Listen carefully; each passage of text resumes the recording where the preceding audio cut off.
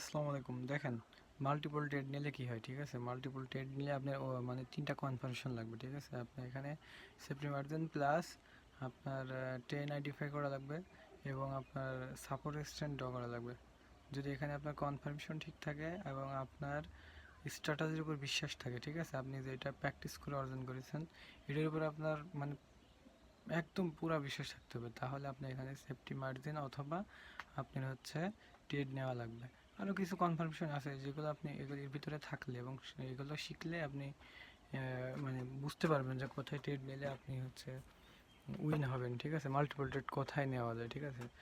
মানে তারপরে আমরা বলি মাল্টিপল ট্রেড আসলে নেওয়াও ঠিক না, কারণ এখানে আপনার ক্যাপিটালকে মানে বাঁচাতে হলে মাল্টিপল ট্রেড অ্যাভয়েড করতে হবে।